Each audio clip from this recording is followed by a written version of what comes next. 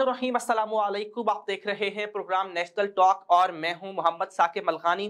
नाज़रीन, रोद कोहियों ने पंजाब में, बिलखुसूस साउथ पंजाब में बहुत बड़ी तबाही मचाती है और वहां पर मौजूद लोग, वहां पर मौजूद बस्तियां, घर मुकम्मल तौर पर तबाह हो चुके हैं। राजनपुर और तौसा यहाँ पर बिलखुसूस बहुत ज़्यादा मुतासर हुए हैं। बदतरीन सैलाब ने तौसा और उसके मज़ाफ़ात में बड़ी तबाही मचा दी है, जिनमें तौसा की बस्तियों में सोकड़ और मगरोठा शामिल है, जहाँ पर बहुत बुरी तबाही हुई है। लोगों के घर मुकम्मल तौर पर टूट चुके हैं। लोगों के माल मवेशी और सामान मुकम्मल तौर पर पानी की नज़र हो चुका है। वो इस मुश्किल घड़ी में बेयारो मददगार बेआसरा बैठे हुए हैं, लेकिन हुक्मरान और ज़िला इंतज़ामिया कोई एक्शन नहीं कर रही है। कोई भी ऐसा काम नहीं कर रही है कि जो आवाम को रिलीफ देने के लिए हो, और वो लोग जो इससे बहुत ज़्यादा मुतासर हैं वो बेचारे बेयारो मददगार बैठे हैं खुले आसमान तले, और उस कंडीशन में जहां पर मजीद बारिशें हो रही हैं वो खुले आसमान तले बैठे हुए हैं। इसमें इंतज़ामिया कोई हरकत में नहीं आ रही है, कोई वो काम नहीं कर रही है। लेकिन सवाल ये है कि इस सैलाब के आने की वजह क्या है? क्या इंतज़ामिया की बेहिसी है, इंतज़ामिया ने कोई एक्शन नहीं लिया था, या बर वक्त इंतजाम नहीं किए गए थे? और इसके बाद कि क्या ये आफत टल गई है या अब भी बाकी है, क्योंकि बारिशें जारी हैं। रेड अलर्ट भी जारी कर दिया गया है कि बारिशों की वजह से दोबारा से वहां पर सैलाब और तुगयानी जो है वो आ सकती है। इस सब पर बात करते हैं। बात करने के लिए आज मेरे मेहमान मौजूद हैं सरदार आजम खान मलकानी, जो कि यूसी चेयरमैन है वहाँ के। सर, आपका बहुत शुक्रिया ज्वाइन करने के लिए। और जाफर लिगारी, जो वहाँ पर सीनियर सहाफ़ी हैं और ऑन ग्राउंड मौजूद हैं। आप दोनों मेहमानों का बहुत शुक्रिया। सबसे पहले सरदार साहब, मैं आपकी तरफ आना चाहता हूँ। ये बताइएगा कि इस सैलाब की सबसे बुनियादी वजह क्या है? क्या इंतज़ामिया मुतहर्रिक नहीं थी? कोई काम नहीं किया गया? वहाँ पर जो बंद थे वो नहीं बांधे गए, या इस दफ़ा वाकई इतना पानी आया कि इसको कंट्रोल करना मुश्किल था? साकिब भाई, सबसे पहले तो मैं आपको शुक्रिया अदा करता हूँ आपके चैनल का कि आपके जरिए हमारी आवाज इंतजामिया तक पहुँच रही है। जी जी। साकिब भाई, एक हफ्ता पहले हमने इरिगेशन डिपार्टमेंट को आगाह किया था और ऐसी इरिगेशन मौका पर भी आए थे जी, लेकिन जो सूरत हाल की मशीनरी भी उनकी मौजूद थी चौकर के साथ, हमने काफी इस दफा इतना पानी आ रहा है जो वो कास्ट है कि बहुत ज्यादा नुकसान बताया। मेहरबानी, हमारा जो एरिया है इसको जरा सेव करने के लिए हमें एक्सीवेटर दिए। जी जी। वो आए, उन्होंने अपना फोटो सेशन कराया कि हमने कहा कि आपको मशीनरी 2 दिन में मुहैया कर दी गई। सही। टाइम पे वो मशीनरी जो 60 दिन पहले हमने मांगी थी, एंड टाइम पे उनकी मशीनरी वहाँ फिर भी सोकर में मौजूद थी, सोकर के साथ काम कर रही थी। जब हमने उनसे मशीनरी मांगी तो उन्होंने इनकार कर दिया। बाद में हम खुद अपनी जाती मशीनरी लेकर वहाँ शहर तमाम उसको बोलते हैं सोकर को, जी जी, वहाँ लेकर गए और अपनी मदद आपके साथ और हमारी आवाम हमारे साथ मिलकर सही उस पर प्रोटेक्शन मतलब जितना हो सकता था हमने उसको मतलब ठीक करने के लिए काम किया। सही। मगर पानी का इतना ज्यादा था कि बाद में ज्यादा हो गया। हम कुछ अच्छे से काम कर सकते थे, मशीनरी एक एक्सीवेटर था, एक लोडर था। यानी सरदार साहब, आपके कहने का मतलब ये है कि ना इंतजामिया आई, ना इरिगेशन का महकमा आया और ना ही एसी साहब आए? जी जी जी, जिस दिन ये सैलाब आया उस वक्त हम कॉल करते रहे, नहीं आया। सही। उसके बाद हमने अपनी और अपनी आवाम के साथ मिलकर जाती मशीनरी से काम किया। ठीक। अगर उसका जरूरी साइड जो थी हमारा 2 किलोमीटर का बंद है, हम सारी उसको कवर तो नहीं कर सकते थे। बिल्कुल। हमसे पानी काम ज्यादा हो गया और पानी हमारे शहर के अंदर दाखिल हो गया। लेकिन सर, उस्मान बुज़दार साहब का हल्का है, यहाँ पर वो 3.5 साल वज़ीर आला रह चुके हैं, तो क्या उन्होंने कोई ऐसे इंतजामात नहीं किए कि इस शहर को महफूज बनाया जाता? यहाँ पर जिस कदर नुकसान हुआ है आपके सामने है, लोग बेरो मददगार बैठे हुए हैं, उनके खाने के लिए कुछ नहीं है, उनके पास रहने के लिए जगह नहीं है, तो क्या बुज़दार साहब की यही परफॉर्मेंस 3.5 साल रही है? इस तरह है कि हम जो इंतजामिया है अपना एसी साहब और डीसी साहब मौका पर आए के बाद में जब अपना बंद हमारा टूट गया था, जी जी, वो जो नुकसान होना था तो हो चुका था। हमारे तकरीबन 800 घर डैमेज हो चुके थे उस वक्त। सही। ये बाद में मैंने उसका तो शामिल होता। ठीक। और बाद में जो खाना वगैरह और राशन उतने इकदार में नहीं आ रहा जो लोग सेटअप मतलब लोग तक। ठीक है, ठीक ठीक है सरदार साहब, साथ ही रहिएगा। मैं जाफर की तरफ जाना चाहूँ। जाफर बताइएगा, आप ऑन ग्राउंड मौजूद हैं और आप पहले दिन से कवरेज कर रहे हैं, इस चीज को देख रहे हैं कि वहां पे सिचुएशन पहले क्या थी और अब क्या है, लेकिन सैलाब के बाद की सूरत हाल क्या इतनी गंभीर है? लोग बेघर हो गए हैं, कितने बड़े पैमाने पर तबाही हुई है? सबसे पहले तो शुक्रिया मेन स्ट्रीम मीडिया पर, सबसे पहले बंदे आप ही है जो जनूबी पंजाब की आखिरी तहसील जो है, और हम भी जनूबी पंजाब के जनूब में रहने वाले लोग हैं, और उसकी आपने कवरेज दी, इसके लिए आपका शुक्रिया। तो दूसरी बात सर ये है कि असल में 14 अगस्त वाले दिन की मैं बात कर रहा हूँ। 14 अगस्त वाले दिन 14 बस्तियां जिनकी 36,000 कम से कम आबादी है और 5,000 फैमिली मुतासर हो चुकी है। मतलब मंगलोठा और सोका ये जो है गुजरात आबाद बस्तियां यही है। कम से कम मंगलोठा की आबादी 18 से 20,000 है और सोकर की आबादी 15 से 18,000 है। ठीक है। इन दो बस्तियों में 5,000 फैमिली मुतासर हुई है सिर्फ एक दिन, और अभी तक बारिशों का सिलसिला जारी है। आज के दिन तक भी बारिशें मतलब जारी सारी है। मैं आज विजिट करने गया था मुख्तलिफ इलाकों, मुझे मतलब कोई गाड़ी भी नहीं चलाई जा रही, इतनी तेज बारिश और मतलब हवा कि बारिश की वजह से मतलब मैं इलाकों तक पहुंच भी नहीं सकता था। गंभीर सूरत और इंतजामिया इस वजह से बेबस है, एक तो उनके पास फंड नहीं है, डिप्टी कमिश्नर से फंड करोड़ होते हैं और सियासतदान हमारे जो है वो जो है इस बात करोड़ होता है कि इंतजामिया नायल और कमी है। ठीक है, लेकिन जाफर सरदार साहब ये भी कह रहे, आपने उनकी जाफर सरदार साहब की अपने बात सुनी, वो ये कह रहे थे कि हम उन्हें 14 अगस्त की बात है जब वो उन्हें इन्फॉर्म कर रहे थे कि आप आ जाएं, आप काम को स्टार्ट करें, लेकिन एसी साहब नहीं आए थे, कोई मशीनरी नहीं भेजी गई। वो कहते हैं कि अगर बर वक्त काम किए जाते तो शायद ये कंडीशन ना आती, शायद जो देहात या बस्तियां मुतासिर हुई मुमकिन तौर पर वो बच जाती थी। बिल्कुल, मैं ये भी कह रहा हूँ सर, इंतजामिया का सारा असल में प्लाट जो है ना, ये एक दिन का काम करने का काम नहीं है। असल में प्लाट हमने 10 साल बाद ये जो लोग इरिगेशन का महकमा या कोई भी महकमा जाता है जो इनके मुताबिक है, ये मतलब पूरे 5 साल काम नहीं करते, और 5 साल बाद जब प्लाट आता है पूरे दिन भी ये काम नहीं करते। सही। तो ये हैरान बात जो सोकर वाले या मंगलोठा वाले लोग ने मतलब चीख कर थक गए, लेकिन ये लोग फिर भी पहुंचने को तैयार नहीं थे। मैंने मुख्तलिफ वीडियोस बनाई है, मुख्तलिफ लोगों ने सवाल किए हैं, उनको बता भी रहा था कि इतना फ्लड आ रहा है, तो आपको पता नहीं है 1,28,000 क्यूसेक 2010 में था, उससे करीब जो पीक लेवल है उससे भी ज्यादा फ्लड आ रहा है। आप कुछ तो करें। 15 मिनट पहले ऐलान किया गया है कि 15 मिनट बाद जो है अपना पानी आने का खर्चा है जो आप जो है करो खाली कर दें। गरीब लोग जिनकी हर चीज ही कीमती है, हर चीज ही कीमती है, वो किस चीज को छोड़े और किस चीज को घर पे रखें, वो सारी चीजें ज़ाहिर बात है इंतजामिया इतनी नायब थी कि 15 मिनट पहले बताया। ये सारी सूरत है वहाँ पे। ठीक है, साथ ही रहिएगा। सरदार साहब, मैं दोबारा आपकी तरफ आना चाहता हूँ। सर, आपने जैसे देखा कि अगर माजी में भी आप वहाँ के इलाके के चेयरमैन भी मौजूद हैं और वहाँ पे आप सब कुछ ऑन ग्राउंड बैठ के देख भी रहे हैं, तो क्या इससे पहले कभी इतनी तबाही हुई है? क्योंकि जैसा कि हमने देखा कि गाँव के 3 हिस्से, फुटेज हमारे पास मौजूद है, हमारे पास आती रही है, 3 हिस्से गाँव के मुकम्मल तौर पर तबाह हो चुके हैं, साथ में दूसरे गाँव मज़ाफात में मुतासर हुए हैं और अब भी मजीद भी हो सकते हैं। लेकिन सर, सवाल यह है कि ना इंतजामिया है ना हुकूमत है कुछ कर रही है, तो इतनी बड़ी तबाही के बाद और बिलखुसूस जो आपके इलाके हैं इंतहाई गरीब इलाके, पसमानदा इलाके, तो क्या सर उनके लिए सेटल होना दोबारा कितना मुश्किल है? हुकूमत कुछ कर रही है, लोग अपनी मदद आपके तहत अपनी काबू में मसरूफ है, सर क्या हालात है वहां के?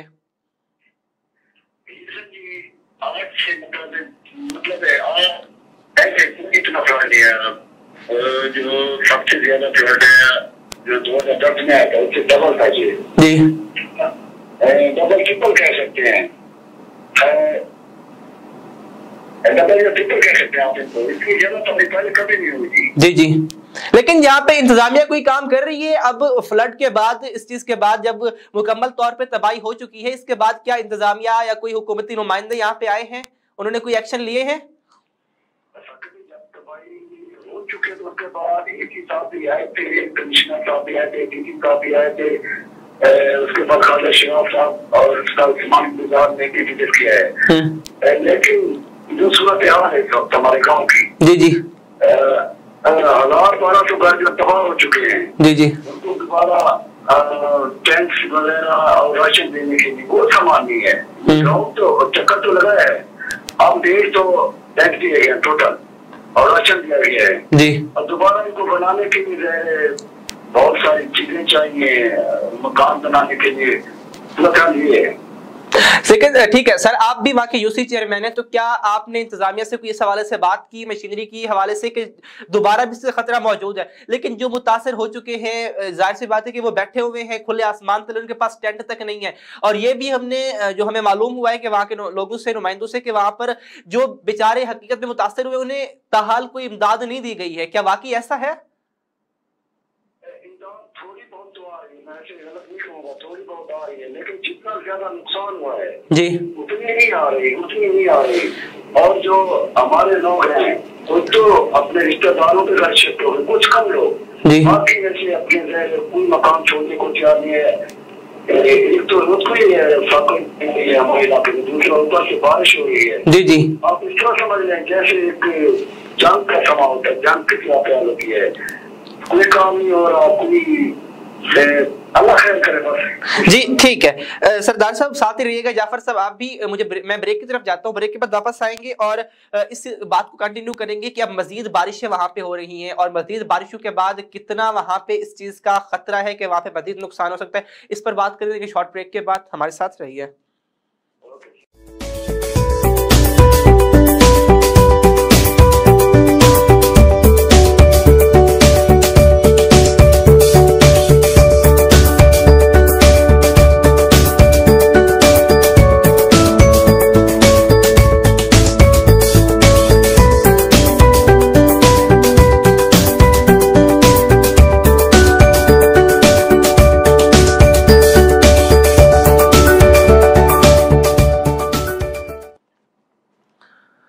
Welcome back after the break, आपको खुश आमदीद कहते हैं। जाफर, मैं आपकी तरफ आना चाहता हूँ। ये बताइएगा कि इतने बड़े पैमाने पर तबाही हुई है और ये तबाही शायद पहले कभी भी नहीं हुई, और इस तबाही के बाद ये उस्मान बुज़दार साहब का हल्का है जहाँ पे वो 3.5 साल वज़ीर आला रह चुके हैं। तो क्या हुकूमत ने, चौधरी परवेज़ इलाही ने, हुकूमत पीटीआई की अपनी है, क्या उन्होंने इस इलाके को आफतज़दा करार दिया है?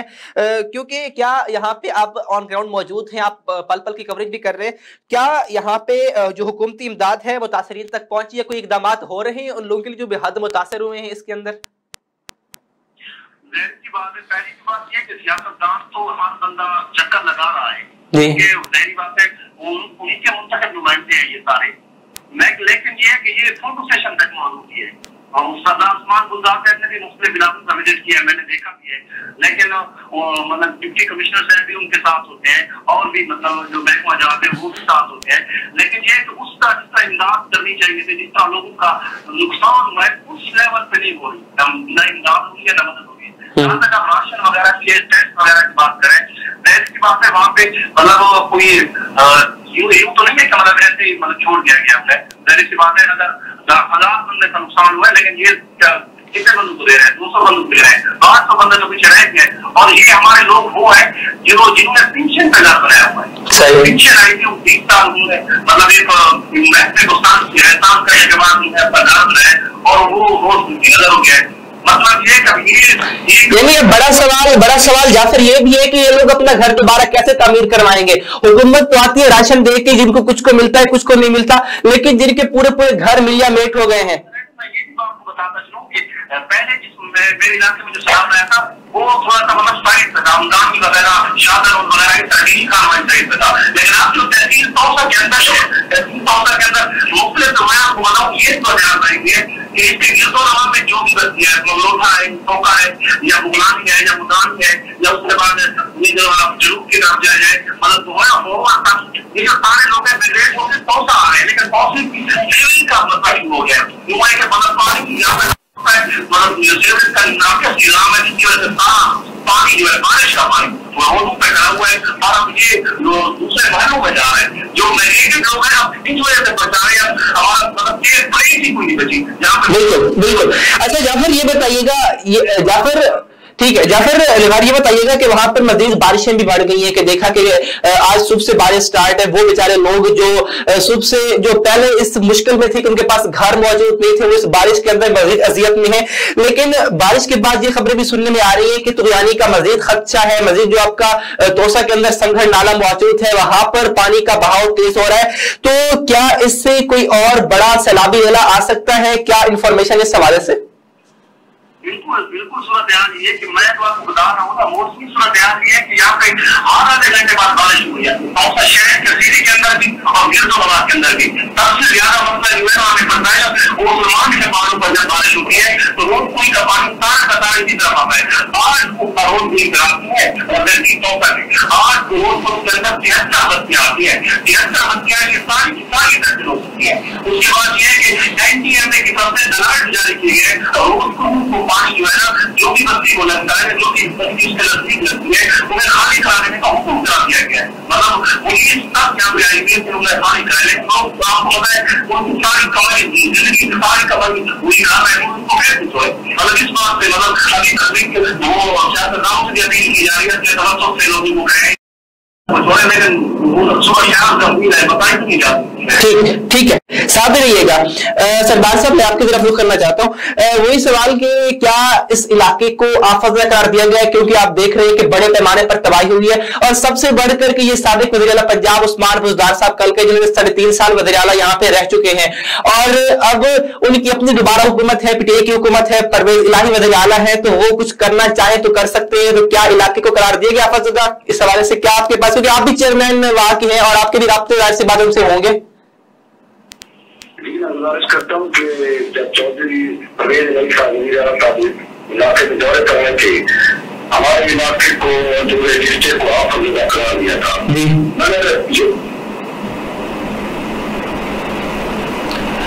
आपकी आवाज डिस्कनेक्ट हो रही है सरदार साहब, अगर आप मुझे सुन पा रहे हैं तो। अरे भाई वो क्या फायदा 40,000 50,000 एक खरीद को अगर जितना भी गरीब हो उसका 2 लाख 3 लाख 5 लाख का नुकसान गरीब आदमी का है। जो दरमियाने तबके के लोग हैं उनका 50 लाख 60 लाख 40 लाख का मकान ले लिए है। ये क्या मतलब कितनी मेहनत करेंगे ये? तो सर फिर सर वहां पे ठीक है इलाके को तो करार देगा आफत ज़दा। जी इरिगेशन डिपार्टमेंट वालों ने हमारे साथ जाती है सबसे ज्यादा ये दूसरे दिन के लिए